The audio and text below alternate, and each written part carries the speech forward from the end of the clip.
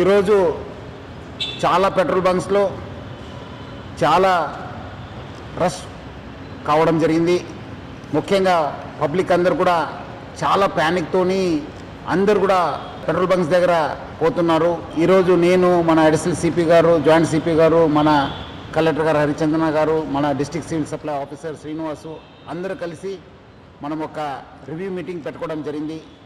దాంట్లో మనకు తెలిసిందేమంటే ఎటువంటి స్కేర్సిటీ లేదు, మనకు సఫిషియంట్ స్టాక్ ఉంది. 60 రోజుకు సరిపోయేంత స్టాక్ ఉంది. అది ఎందుకో ప్యానిక్ అయ్యి చాలామంది వాళ్ళు 2 వీలర్ కావచ్చు, 4 వీలర్ కావచ్చు, అన్నీ ఫుల్ ట్యాంక్ చేసుకుంటున్నారు. మనము మొన్న 22 రోజు చూస్తే 3024 KL మనకు ఆ రోజు సేల్ కావడం జరిగింది. నిన్నే చూస్తే 6400 KL మనము సేల్ కావడం జరిగింది. అంటే ఆల్మోస్ట్ డబల్ సేల్ కావడం జరిగింది. పబ్లిక్ అంతా ప్యానిక్తోని ఫుల్ చేసుకుంటున్నారు. ఎవరు కూడా ప్యానిక్ కావద్దు. సఫిషియంట్ ఫ్యూయల్ ఉంది మా దగ్గర, సఫిషియంట్ స్టాక్ ఉంది. ప్యానిక్తో వచ్చి అన్ని దగ్గర లైన్ కడుతున్నారు, చాలా వాల్ టైం కూడా వేస్ట్ చేస్తున్నారు. ఒక ప్యానిక్ సిచ్యువేషన్ క్రియేట్ చేయడం జరుగుతుంది. సో మనం కూడా అన్ని చోట్ల కూడా బందోబస్తు చేయడం జరిగింది. రెవెన్యూ సైడ్ నుంచి కూడా వాళ్ళ ఆఫీసర్స్ని పెట్రోల్ బంక్స్ దగ్గర పెట్టడం జరిగింది.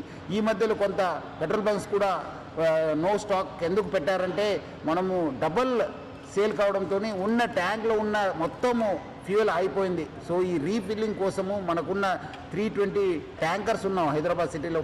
రావడంలో కొంత టైం కావడంతో అక్కడ నో స్టాక్ పెట్టడం జరిగింది. కానీ ఫ్యూల్ లేదని చెప్పి వాళ్ళు నో స్టాక్ పెట్టలేదు.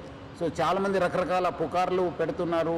చాలా చోట్ల అక్కడేదో గుజరాత్లో అయింది, ఢిల్లీలో అయింది, రాజ్కోట్లో అయింది, సూరత్లో అయింది, చాలా షార్టేజ్ ఉందని చెప్తారు. అది అలాంటి ఎవరు పుకార్లు నమ్మొద్దు. పబ్లిక్ ఎవరు కూడా ప్యానిక్ కావద్దు. సఫిషియంట్ ఫ్యూయల్ ఉంది మా దగ్గర, 60 రోజుకు సరిపోయేంత ఫ్యూయల్ ఉంది. మనం చాలా డీటెయిల్గా రివ్యూ చేయడం జరిగింది. సో పబ్లిక్ ఎవరు కూడా ప్యానిక్ అయ్యి పెట్రోల్ బంక్స్ దగ్గర చేరొద్దు. మీకు సఫిషియంట్ స్టాక్ ఉంటుంది. ఎవరు కూడా ఫుల్ ట్యాంక్ చేసుకొని మళ్ళీ అనవసరం కూడా ఇబ్బంది పడొద్దని చెప్పి నేను మరీ కోరుతున్నాను.